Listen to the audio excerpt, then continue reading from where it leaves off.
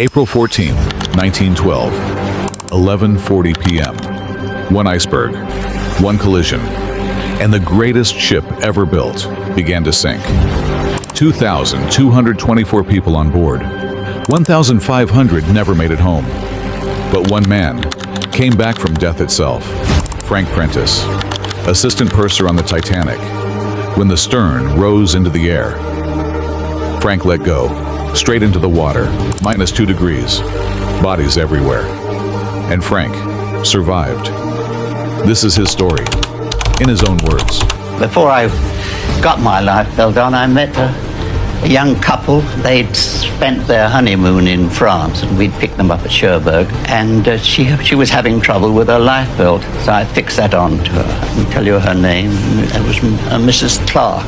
And I said, I think you better get into a lifeboat. There was one in the on the port side, and she was sinking fast then.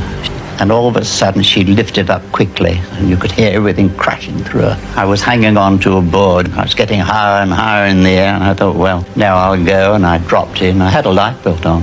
Luckily, I didn't hit anything when I dropped in. There were bodies all over the place. And then I looked up at the Titanic. The propellers were right out of water. The rudder was right out, and I could see the bottom. I didn't want to die. I mean, I didn't see much chance of living, but I was gradually getting frozen up. By the grace of God, I came across a lifeboat, and they pulled me in. I was in a pretty bad way then, as you can imagine.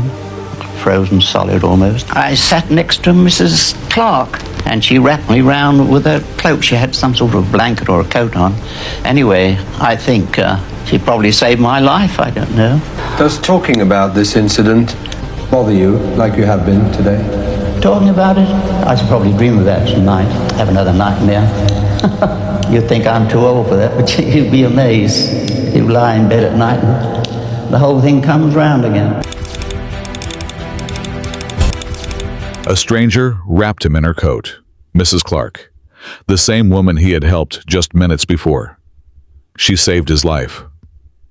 Frank Prentice lived until 1982, but every single night, that scene came back.